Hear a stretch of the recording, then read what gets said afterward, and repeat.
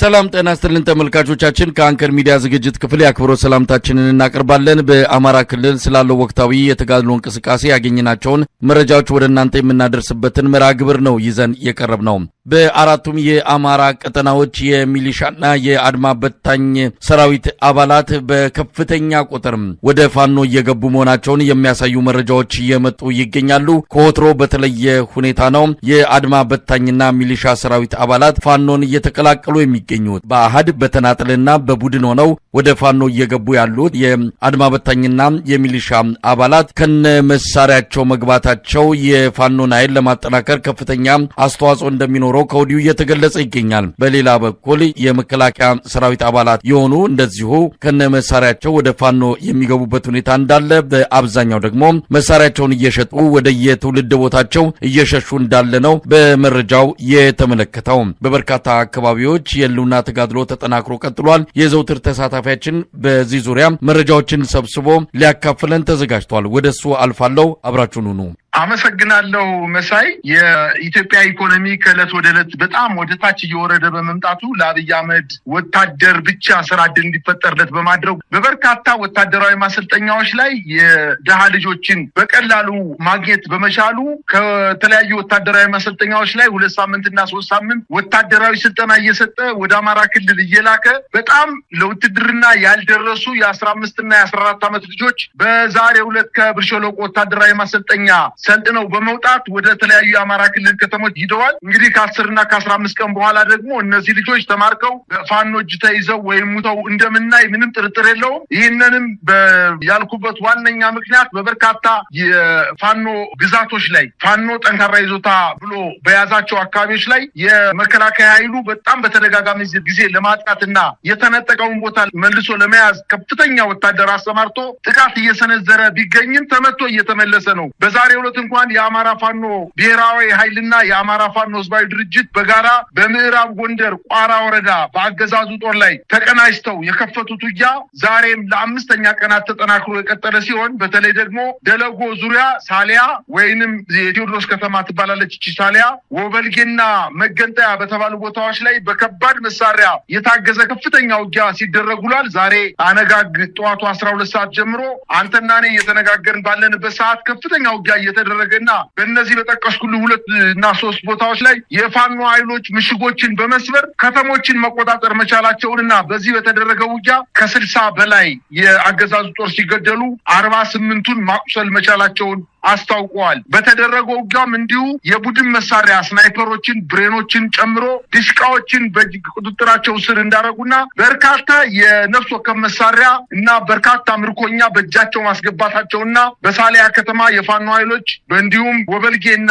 መገንጠያ በተባለው ቦታ ላይ በአብዛኛው የፋኖ ኃይሎች ተቆጣጥረውት እንደሚገኙና ውጊያውም እስካሁን ድረስ ያልተጠናቀቀ መሆኑን ነው ማረጋገጥ የቻልነው። ውጊያው ተስፋፍቶ መቀጠሉን ተከትሎ በአካባቢው የመንግስት ኃይል የስልክና የኢንተርኔት አገልግሎትን ማቋረጡን መረጃዎች ደርሰውናል። በተደረገው ከባድ ውጊያ በተለይ ከገለጎ ከተማና ከአንዳንድ ተራራማ ቦታዎች በስተቀር የአገዛዙ ጦር አካባቢዎችን በሙሉ መልቀቁን ተሸንፎ መልቀቁንና ወደ አንድ ማዕከል እየተሰባሰበ እንደሆነ መረጃዎች ያመላክታሉ። በሌላ ዜና በተመሳሳይ መረጃ በማዕከላዊ ጎንደር አለፋ ወረዳ ከሻውራ ከተማ ተነስቶ አጸደ ማርያም የምትባለውን በቅርብ ርቀት የምትገኝ ከተማን ለማጥቃት ከሻውራ እና ከደልጊ ከተማ የሄደ የአገዛዙ ጦር አሁንም ተመቶ በርካታ ቁጥሩን ሙትና ቁስለኛ በማድረግ ተመልሶ ወደ ደልጊና ወደ ሻውራ መሸሸት መቻሉንና የአጸደ ማርያም ከተማ በዛሬው ዕለት በፋኖ ቁጥጥር ስር ውስጥ እንደምትገኝ እንዲሁም ድኩል አርባ የተባለችውን ከተማም ቆርጦ ከደልጊ ከተማ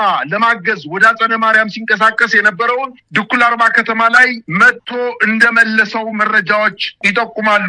በተያያዘ ዜና እንዲሁም በጎንደር በበርካታ አካባቢዎች ዛሬ ከጠዋቱ ጀምሮ ከባድ ውጊያ የተቀሰቀሰ ሲሆን በተለይ ከጎንደር ከተማ በቅርብ ርቀት የምትገኘው ማክሰኝት ከተማ እንዲሁም አምባ ጊዮርጊስና አዲስ ዘመን ከተማ ላይ የፋኖ ኃይሎች ከበድ ያለ ውጊያ መክፈታቸው ታውቋል። በከተሞች መሽጎ የነበረው ኃይልም ተጠቅቶ ከፍተኛ ጉዳት እንደደረሰበት ለማወቅ ተችሏል። በተለይ ከጎንደር ከተማ 40 ኪሎ ሜትር ርቀት ላይ የምትገኘው የማክሰኝት ከተማ ሙሉ በሙሉ በፋኖ ቁጥጥር ስር እንደገባች ታውቋል። በተደረገው ውጊያም ከ20 በላይ የአገዛዙ ጦር መደምሰሱንና የአማራ ፋኖ ብሔራዊ ኃይልና ጎንደር ጠቅላይ ግዛት ህዝብ በጋራ ጥቃቱን በመፈጸም ከተማዋን ሲቆጣጠሩ ከባህር ዳር ጎንደር መንገድ መዘጋቱን ለማወቅ ተችሏል። በሶስት አቅጣጫ የአማራ ፋኖ ብሔራዊ ኃይል በላይ ዘለቀ ዕዝ ጥቁር አንበሳ ክፍለ ጦር፣ የአፋድ ወይም የአማራ ፋኖ ህዝባዊ ድርጅት ጎንደር ጠቅላይ ግዛት ዕዝ አጼዎቹ ክፍለ ጦር በከተማዋ ዙሪያ አጥቅተው በጋራ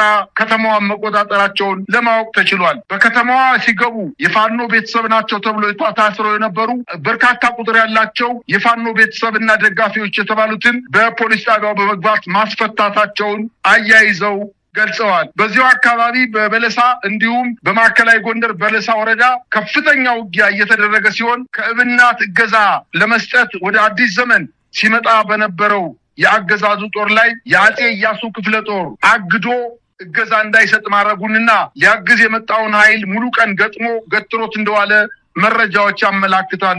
በተያያዘ በአዲስ ዘመን ከተማ የሚገኘው ጦር እየተመታ እንደሚገኝና ሊያግዘው የመጣው ከተለያየ አካባቢ በተለይ ከእብናት ከተማ ለማገዝ የመጣው ኃይል ተመቶ መመለሱንና በአዲስ ዘመን ከተማ ዙሪያ ከፍተኛ ውጊያ እየተደረገ እንደሆነና በዚሁ ቀጠና በዳግማዊ ቴዎድሮስ ኮር 5 አካል የሆነችው ጎንደሬ በጋሻውና ጥቁር አንበሳ ክፍለ ጦሮች በውጊያው መሳተፋቸውን አያይዘው ገልጸዋል። እንዲሁም በምዕራብ በለሳ አብዬና ድርቃ ልደታ በተባሉ ቦታዎች ላይ ምሽጎችን በመስበር በርካታ የሰራዊት አባላት መደምሰሳቸውንና አሁን የአርባያ ከተማ በከበባ ውስጥ መግባቷ ለማወቅ ተችሏል። በትናንትናው ዕለት በጓላና ሊሊ በተባሉ ቦታዎች ላይ ከፍተኛ ውጊያ ከተደረገ በኋላ አሁን የፋኖ ኃይሎች በበለሳ አካባቢ አባያና ድርቃ በተባለው ቦታ ላይ ማጥቃታቸውን ሰንዝረው የምዕራብ በለሳ ዋና ከተማ አርባያን ለመቆጣጠር ወደ ጫፍ መድረሳቸውን አያይዘው ጠቅሰዋል። ይሄ ሁሉ ድል የተገኘው በጎንደር በተለይ በዚህ 3 ቀናት ውስጥ ከፍተኛ ማጥቃት የፈጸሙበት ዋነኛው ምክንያት ጎንደሬዎቹ ሁለት የፋኖ ኃይሎች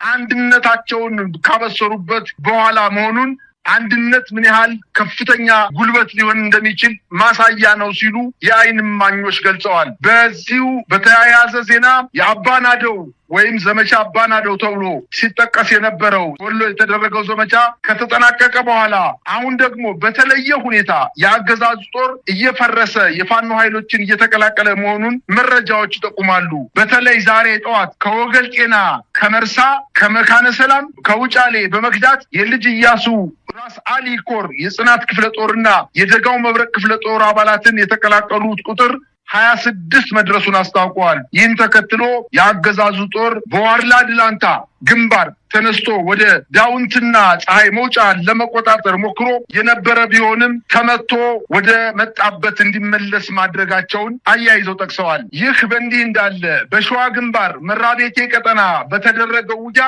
የአገዛዙ ጥምር ጦር እየፈረሰ መሆኑ ተገለጸ። በሚዳና ሬማ አካባቢዎች በተደረገው ውጊያ የአገዛዙ ጦር ከፍተኛ ጉዳት እንደደረሰበትና በዚህ ወረዳ ከ264 በላይ የሚሆኑ የሚኒሻ አባላት አገዛዙን በመክዳት የአማራ ፋኖ ህዝባዊ ድርጅት ሸዋ ጠቅላይ ግዛትን መቀላቀላቸውን አስታወቁ። የ101ኛ አየር ወለድ ክፍለ ጦር በቀጥታ በማገዝ መንገድ በመብራት እገዛ ሲሰጡ የነበሩ የሚኒሻ ኃይሎች በከፍተኛ ቁጥር የገዱበት ሁኔታ ተፈጥሯል። የአጼ አምደ ጽዮን ኮር የአጼ ዳውድ ክፍለ ጦርን ሲቀላቀሉ እኛ ከዚህ በፊት መከላከያን መንገድ እየመራን ህዝባችንን በድለናልና በበደልነው መሰረት አሁን ህዝባችንን ለመካስ ከእናንተ መጠናል በማለት በፍላጎታቸው ከ264 በላይ የሚሆኑ የሚኒሻ አባላት መቀላቀላቸውን አስታውቀዋል። በሚዳና ሬማ ወረዳ ውስጥ ከቄጠማና ሞሬ ቀበሌ 32 የሚኒሻ አባላት፣ ከኢጎቢያ ቀበሌ 79 የሚኒሻ አባላት፣ ከአዝማ ቀበሌ 28 የሚኒሻ አባላት፣ ከጠባቢት ቀበሌ 9፣ ከበጀት ቀበሌ 35 እንዲሁም ከአላቦ ቢራባ ቀበሌ 81 በድምሩ 264 የሚኒሻ አባላት የፋኖ ኃይሎችን መቀላቀላቸውን አስታውቀዋል። ይህ ሁሉ ግፍ እያየን እየሰማን መከላከያ ተብለን ልንጠራም አይገባም በማለት ባለፉት ጥቂት ቀናት ብቻ 46 ክላሽ፣ 4 ጄሌ፣ 11350 የክላሽ ተተኳሾችና 90 ኤፍ1 ቦምቦችን በመያዝ ከ50 በላይ የመከላከያ ሰራዊት አባላት ምስራቅ አማራ ኮር 2ን ካላኮርማ ክፍለ ጦርን መቀላቀላቸውን አስታውቀዋል። ይሄ የሆነበት ዋነኛ ምክንያት የመከላከያ ሰራዊቱ በአማራ ክልል ጡት የቆረጠበትና ሲቪሊያንንና የቆሰሉ የመከላከያ የአድማ በተና የቆሰሉ የፋኖ ኃይሎችን በሆስፒታል አውጥቶ ከገደለ በኋላ የመከላከያ አባላትን ሀፍረት ውስጥ መግባታቸውና በመከላከያ ስም ለመጠራት ከፍተኛ መሸማቀቅ ውስጥ እንደተፈጠረባቸውና በተለይ ደግሞ የሚኒሻና የአድማ በተና ኃይሎች በመከላከያ ጫና በጠንካራ ውጊያ ውስጥ ፊት ለፊት እንዲገቡ በማድረግ ከፍተኛ ጉዳት የደረሰባቸው እንደሆነ በማወቃቸው በቡድን በመሆን በተለየ ሁኔታ የፋኖ ኃይሎችን እየተቀላቀሉ እንደሚገኙ ተጠቅሷል። ፋኖን ከተቀላቀሉበት መካከል 1 ሬጅመንት አመራር፣ 6 ሻምበል መሪ፣ 5 ምክትል ሻምበል መሪዎች እንደሚገኙበት ለማወቅ ተችሏል። አፋባ ምስራቅ አማራ ቀጠና ሚኒሊክ እዝ አንሻ ክፍለ ጦር በዛሬው ዕለት ከመቄት እስከ አቃት ተዘርግቶ የመጣውን የአገዛዙን ጥምር ጦር በከፍተኛ ደረጃ በመምታት በሌላ አቅጣጫም ከጋሸናና ከፍላቂት በሁለት አቅጣጫ የመጣውን ሌላኛውን የአብይ አህመድ ጦር በመምታት ወደ መጣበት ተመቶ እንዲመለስ ማድረጋቸውን አስታውቀዋል። ከጋሸና ከተማ በመወርወር ከዚህ በፊት የበርካታ የሰሜን ወሎ ቀጠናዎችን በፋኖ የተነጠቀውን ቦታ መልሶ ለመያዝ ከፍተኛ ሙከራ በየቀኑ እያደረገ ቢሆንም አንድም ቦታ እስካሁን ድረስ መቆጣጠር አለመቻሉን አያይዘው ጠቅሰዋል። ቁስለኛውንና አስክሬኑን በዚሁ አካባቢ በኦራል ጭኖ ቢሸሽም በርካታ የነፍስ ወከፍ ክላሽና ቁስለኞችን ወድቀው ማግኘታቸውን የፋኖ ኃይሎች አስታውቀዋል። አሁን መከላከያ የሚባል ተቋም በአማራ ክልል አቅመ ቢስ ሆኗል ማለት ይቻላል። የብልጽግና አመራርም ከተለያዩ ክልሎች በተለይ ደግሞ የኦሮሚያ ክልል ልዩ ኃይልን በገፍ ወደ ክልሉ በማስገባት የመከላከያውን ክፍተት ለመሙላት የመከላከያ ዩኒፎርም አስገብቶ ከፍተኛ ውጊያ ለማድረግ በዝግጅት ላይ እያደረገ እንደሆነና በአንዳንድ አካባቢዎችም እውነተኛ ጦርነት የገባ ቢሆንም በርካታ የውጊያ ቀጠናዎች ላይ ከፍተኛ ጉዳት የደረሰበት መሆኑና አሁን ወደ ኋላ እያፈገፈገ እንደሚገኝ መረጃዎች ያመላክታሉ። አሁን ማምሻውን የደረሰን ዜናም እንዲሁ ከአርባያ ከተማ በ4 ኪሎ ሜትር ርቀት ላይ በተደረገው ከፍተኛ ውጊያ የፋኖ ኃይሎች ባደረጉት መልሶ ማጥቃት የአገዛዙ ጥምር ጦር የውጊያ ብልጫ ተወስዶበት ብዛት ያለው ኃይሉ ማጣቱንና በሞርተርና በድሽቃ ሽፋን እየሰጠ የቆሰሉትን በኦራል መኪና ይዞ ወደ አርባያ መመለሱን ለማወቅ መቻሉን ታውቋል። በመጨረሻ የአማራ ፋኖ ህዝባዊ ድርጅት ቴዎድሮስ እዝ 1ኛ ክፍለ ጦር ኮሎኔል ታደሰ ሙሉነ ብርጌድ በመራዊ ከተማ ላይ ጥቃት በመፈጸም 5 የአገዛዙን ጦር በመግደልና 7ቱን በማቁሰል 5 የጦር መሳሪያ በመያዝ የከተማ ድንገተኛ ጥቃት ፈጽመው በሰራዊቱ ላይ ከፍተኛ ጉዳት አድርሰው ከከተማው እንደወጡ ለማወቅ ተችሏል። በሌላ አቅጣጫም እንዲሁ ከመራዊ ከተማ ተነስቶ ወደ አጣሪ በተባለች ወታደራዊ ምሽግ ላይ በኦራል ተሽከርካሪ ሲጓዝ በነበረ የአገዛዙ ጦር ላይ የደፈጣ ጥቃት ተፈጽሞ 2 የመከላከያ ሰራዊት አባላትን በመግደል 7 በማቁሰል እነዚህን የቆሰሉትና የሞቱትን መሳሪያዎች በመማረክ የፋኖ ኃይሎች በአገዛዙ ጦር ላይ ጉዳት እንዳደረሱ መረጃዎች ያመላክታሉ። በሌላ ዜና በአማራ ክልል በተለያዩ አካባቢዎች በጣም ጠንካራና ለረጅም ወራት ስልጠና በመስጠት ወታደሮችን እያስመረቁ እንደሆነና የአማራ ፋኖ ህዝባዊ ድርጅት ምስራቅ አማራ ቀጠና ሚኒሊክ እዝ የደረጋው መብረቅ ክፍለ ጦር ከ6 ወር በላይ ያሰለጠናቸውን ልዩ የኮማንዶ አባላት የአካባቢው ማህበረሰብ፣ ታዋቂ ግለሰቦች እንዲሁም የፋኖ አመራሮች በተገኙበትና በከፍተኛ ትርኢት በመታጀብ በርካታ ሺዎችን ማስመረቅ መቻላቸውንና በዚህም የአካባቢው ማህበረሰብ በጣም በከፍተኛ ደስታ ገዛ ሲያደርግላቸው እንደነበረ አሁን ማምሻውን የደረሰ መረጃ ያመላክታል። በጣም ነው የማመሰግነው። እንግዲህ በጣም ሰፋ ያለ በእያንዳንዱ ቀጠና ያለውን ያለፉትን 2 እና 3 ቀናት ወታደራዊ እንቅስቃሴዎች የተመለከተ መረጃ ነው ያቀረብክልን። እንግዲህ ከመረጃ ማወቅ የሚቻለው በከፍተኛ ቁጥር የሚሊሻውና የአድማ በታኙ እንደዚሁም የመከላከያ ሰራዊት አባላት ስርዓቱን እየከዱ ወደ ፋኖ የሚገቡበት ወይም ደግሞ ባገኙት አቅጣጫ ጠፍተው መሳሪያቸውን እየሸጡ አገኙት አቅጣጫ የሚጠፉበት ሁኔታ እንዳለን የተረዳ ነው። አብይ አህመድ ፓርላማ ሆኖ ሲናገር ስንሰማው ይህን ሰራዊት ይዞ ነው እንዴ በእንደዚህ አይነት መወራጨትና ድንፋታ የሚያወራው ብለን እንድንጠይቅ አድርጎናል። ለማንኛውም ሰራዊቱ በከፍተኛ ከፍተኛ ቁጥር እየከዳ ነው። ይሄ በዝም ብሎ ለፕሮፓጋንዳ ወይም ጨዋታ ለማሳመር በሚል የሚካሄድ አይደለም። መሬት ላይ ያለ በተለያየ ማስረጃዎች ሊቀርብ የሚችል ጉዳይ ነው። ምንድነው እየሆነ ያለው? አማራ ክልል አድማ በታኝና ሚሊሻ በተለይ ስርዓቱን እየከዳ ነው ያለው። መሳይ ስርዓት በተቋም ደረጃ መክዳት ከጀመረ በርካታ ጊዜ ሆኖታል። ሰሞኑ ግን የሚሊሻና በተለይ የአድማ ብተና ኃይሉ በጣም በተለየ ሁኔታ ነው ክዳት እየፈጸመ ከነትቁ። እንግዲህ የሚሊሻ ኃይሎች ስናይፐርና ብሬን ከየት አመጣው እንደሆነ አይታወቅም። ስናይፐርና ብሬናቸውን እንደያዙ ነው ወደ ፋኖ እየተቀላቀሉ ያሉት። መንግስት እያለ ያለው ደግሞ 5 እና 6 ክላሽ ይዘው ሸለቆ የሚንቀሳቀሱ ኃይሎች ሽፍቶች ናቸው እያለ ነው። ነገር ግን ከእውነታው ጋር እጅግ በጣም የሚጋጭ ነገር ነው። የፋኖ ኃይሎች 6 ወርና ከዛ በላይ ጠና በመስጠት በስፔሻል የሆኑ የፋኖ ኃይሎችን የኮማንዶ ኃይሎችን እያስመረቁ በአንዳንድ ቦታዎች ላይ ደግሞ ማጥቃት እየሰነዘሩ የመከላከያ ሰራዊቱ ደግሞ በገፍ ለማጥቃት ሲንቀሳቀስ በመልሶ ማጥቃት መክተው እያዝረከረኩ እየመለሱት ነው። ይሄ በጣም ከጠቅላይ ሚኒስትሩ ንግግር ጋር እጅግ በጣም የሚጋጭ ነገር ነው። በእርግጥ ይሄ ጠቅላይ ሚኒስትር በፋኖ ላይ ያደረገው ንግግር ለመንግስት ባለስልጣናት እና ለብልጽግና አመራሮች እንዲሁም ስንፈተ ውጊያ የታየበት የአድማ ብተና የሚኒሻ የመከላከያ ሰራዊት አባላት ሞራል ይሆን ለማድረግ እውነት ነው እንዴ? በእኛ በኩል ብቻ ነው እንዴ ደካማ የሆን ነው? በጎንደር ያለው ሸዋው ላይ ጠንካራ እንደሆን እንዲሰማው የሸዋው ወሎ ላይ ጠንካራ ስራ እየተሰራ እንዲሆን እንዲሰማው ለማድረግ ካልሆነ መስተቀር እውነት ይሄ ስርዓት ጅቷል። እንዲያውም አንዳንድ አባባሎች አሉ፣ መሬት ሲያረጅ ኩርንችት ያበቅላል ይባላል። ልክ እንደዛ አይነት ነገር ነው አሁን እያየን ያለ ነው። ስርዓቱ አርጅቷል። የማርጀቱ ዋነኛ ምልክት ደግሞ እያንዳንዱ መከላከያ ሰራዊት ከጥርነፋ ውጭ እየወጣ አንዳንዱ ስርዓቱ ይፈርሳልና የተወሰነ ገንዘብ ይዤ በማለት ከአድማ መከላከያ ጥርነፋ ምሽጋቸው በመውጣት በአስፋልት እየወጡ በክላሽ ሳንጃ ሰውን እየዘረፉት ነው። መኪና ላይ ንብረት እየዘረፉ፣ ሌላው ደግሞ መሳሪያውን እየሸጠ ወደ እናቱ ወደ ቤተሰቡ ወደ ሀገሩ እየሄደ ነው። ሌላው ደግሞ በደንብ የገባው ደግሞ ከነ መሳሪያው አንዳንድ የመከላከያ ሰራዊት አባላት 1 ክላሽ አይደለም 2 ክላሽ እያዙ፣ 1 ስናይፐር 2 ክላሽ፣ 1 ስናይፐር 1 ክላሽ እያዙ የፋኖ ኃይሎችን እየተቀላቀሉ ነው። ይሄ ስርዓቱ መፍረሱን በግልጽ የሚታይበት ሁኔታ ነው። ነገር ግን እሱ ለጓዶቻቸው ወይም ለብልጽግና አባሎቻቸው መጽናናት ይሆን ዘንድ ነው እየተናገረ ያለው እንጂ እውነቱ እሱ አይደለም። እውነት ለመናገር በአማራ ክልል ስርዓቱ ፈርሷል። የፋኖ አመራሮች አሁን በሚዲያ ላይ እንደሚናገሩት ከሆነ ተበጥሷል። አጠቃላይ በአማራ ክልል ያለው የመንግስታዊ ስርዓት ተበጥሷል። አዛዥና ታዛዥ የሌለበት መከላከያው ሙሉ በሙሉ የመከላከያ ጀነራሎች የአማራ ክልልን ባለስልጣናት ከስራቸው አድርገው እነሱ ቆራጭ ፈራጭ ነው የፈለጉትን ነገር እያደረጉ መከላከያውን ግን ወደ ግዳጅ ቀጠና እየላኩ እያስፈጁት ነው። ምናልባትም አንዳንድ የመከላከያ ጀነራሎች በመሳሪያ ንግድ፣ በክላሽ ጥይት፣ በስናይፐር ጥይት ንግድ ውስጥ ተሰማርተው ከፍተኛ ገንዘብ ክምችት ውስጥ ነው ያሉት። ይሄ የሚሸጠው ጥይት እነሱ ጠላት ለሚሉት የፋኖ ኃይሎች እየደረሰ የራሳቸውን ሰራዊት እየፈጀባቸው ነው። ስለዚህ አጠቃላይ አማራ ክልል ስርዓቱ ፈርሷል። ጠቅላይ ሚኒስትሩ በፓርላማ እንደተናገረው አይደለም ነው ማለት የሚችለው። መሳይ እንግዲህ ቀደም ሲል እንዳልከው ነው ሰራዊቱ በተለያየ አቅጣጫ ባገኘው መንገድ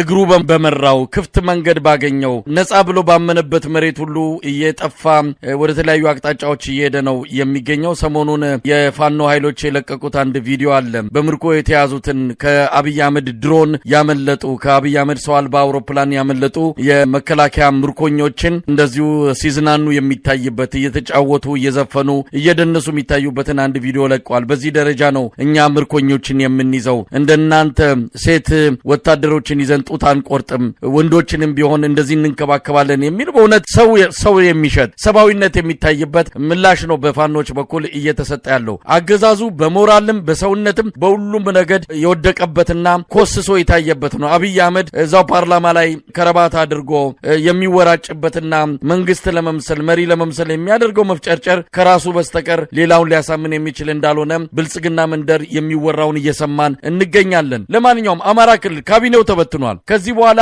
ቆሞ የሚሄድ አገዛዝ እንደማይኖር፣ ቆሞ የሚሄድ የፖለቲካ አመራር እንደማይኖር ታውቋል። መከላከያ ሰራዊቱም ከጥቁር አስፓልት ባሻገር በከተሞች በዞን ዋና ከተሞችና በትልልቅ ከተሞች ተወስኖ እዛም በጀቱን እየበላ የራሳቸውን መሬትና እርሻ እየሰሩ የግል ጥቅማቸውን እያሳደዱ የሚቆዩ እንጂ ለአማራ ህዝብ ህዝብም ለኢትዮጵያ ህዝብም የሚሰራ የመከላከያ አመራር እንደሌለ በግልጽ የታወቀ ጉዳይ ነው። ስርዓቱ ወደ መጨረሻው ምዕራፍ የደረሰ ይመስላል። አማራ ክልል ከተመታ፣ አማራ ክልል አከርካሪው ከተሰበረ ቀሪው የብልጽግና አመራር ወይም ደግሞ ቀሪው የኢትዮጵያ ክፍል ነፃ መውጣቱ አይቀርም። አንድ የፋኖ አመራር ባለፈው እንደገለጸልን ከሆነ በአማራ ክልል በዲሽቃ ከዛ ውጪ በፊሽካ ብለዋል። አማራ ክልል ከወጣም በኋላ ቀሪው የሚያሰጋ አይደለም የሚል ነገር ነው እየተነሳ ያለው። አብይ አህመድ በፓርላማ መጥቶ ህይወት እንዳለው አቅም እንዳለው ለማሳየት ሞከረ እንጂ መሬት ላይ ያለው በተቃራኒው እንዳለ ነው የሰማ ነው። እስቲ በማጠቃለያ ምን ማለት ይቻላል? መሳይ የአማራ ክልል ውጊያ እንደው እውነት ለመናገር ተጠናቋል ማለት ይቻላል። ባህር ከተማ በአሁኑ ሰዓት የመከላከያ ጄኔራሎች ለቱሪስት ተብሎ የተሰሩ የባለሀብት ሆቴሎች ላይ ነው ራሳቸውን እያዝናኑ የሚገኙት። መከላከያው ደግሞ አይተዋል እንግዲህ በምርኮ የተያዙ የመከላከያ ሰራዊት አባላት ካልሲያቸው ከላያቸው ላይ ተቀዳዶ ጫማቸው ውስጥ ቅማልና ቅማንጅር ብብታቸው ከፍተኛ የሆነ ተባይ ሰፍሮባቸው ጸጉራቸው ወታደር የማይመስል ሽፍታ የሚመስል ወታደር አሰማርቶ እድሜያቸው በጣም ዝቅተኛ የሆኑ ወታደሮችን አሰማርቶ በምርኮ ገና የጥይት ድምፅ ሰምተው ማያውቁ ሰዎች ምናልባትም የፕላስቲክ ሲፈነዳ ሰምተው ማያውቁ ወታደሮች እስኪመስሉ ድረስ ውጊያ ገና ሳይጀምር ነው እጅ እየሰጡ ያሉት፣ እየተበተኑ ያሉት። ይሄ ደግሞ የሚጠበቅ ነገር ነው። ምክንያቱም የመከላከያ ጄኔራሎችና ወታደሮቹ ከፍተኛ ገንዘብ ማካበት ላይ እንደሚገኙና መከላከያው በአንዳንድ ቦታ ላይም ደሞዝ አይከፈለውም፣ ቤተሰብ አይጠይቅም፣ በምሽጉ አይወጣም፣ ልብስ አይቀይርም። አጠቃላይ ከከተማ ተነጥሎ ከፍተኛ በደል እየተፈጸመበት እንደሆነ አውቋል።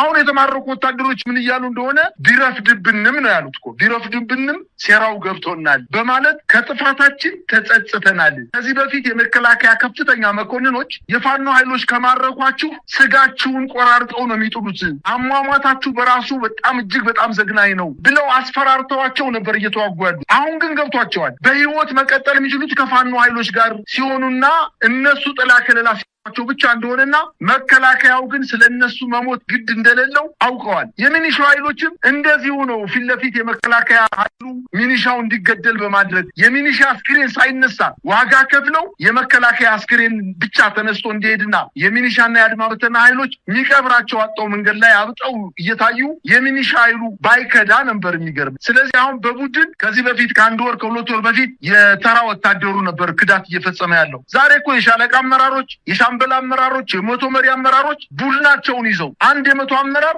40 እና 30 ወታደሮችን ይዞ በአንድ ላይ ከነሙሉ ትጥቁ ነው ፋኖን እየተቀላቀለ ያለው። ስለዚህ ስርዓቱ አማራ ክልል በፍጹም ፈርሷል። የፖለቲካ አመራሩም ቢሆን መሳይ አሁን አጽድቻለሁ ሌሎችን ተክቻለሁ ብሎ እየተናገረ ነው የሚገኘው። ምናልባት ከኮሚኒኬሽን ቢሮ ኃላፊው በስተቀርና ከፕሬዝዳንቱ በስተቀር አብዛኛውን ኃይል ቀይሯል። ነገር ግን ጉልቻ ቢለዋወጥ ወጥ አያጣፍጥም ነው የሚባለውና አማራ ክልል እየፈለገ ያለው ህዝቡ እየፈለገ ያለው ይሄ ስርዓት በአማራ ክልል አርጅቷል፣ አንፈልግም፣ ስርዓቱ እስካልተቀየረ ድረስ ትግላችንን እንቀጥላለን በማለት የፋኖ ኃይሎች ከራሳቸው ኃይል በተጨማሪ አባት አርበኞችን አደራጅተው በጋራ ስርዓቱን እየወጉት እያፈረሱት እያስሮጡትና እየቀሙት ነው የሚገኙት። አሁን የመከላከያ ሰራዊቱ በአማራ ክልል ሽፍታነት ተግባር እየፈጸመ በመንገድ መኪኖችን በማስቆም ዘረፋ ላይ ተሰማርቷል። ሴቶችን አረቂ በመጠጣት በመስከር በከተሞች ላይ መሳሪያ ታጥቆ ወደ ከተሞች በመግባት ጥይት በመተኮስ ህዝቡን በማስፈራራት ህጻናት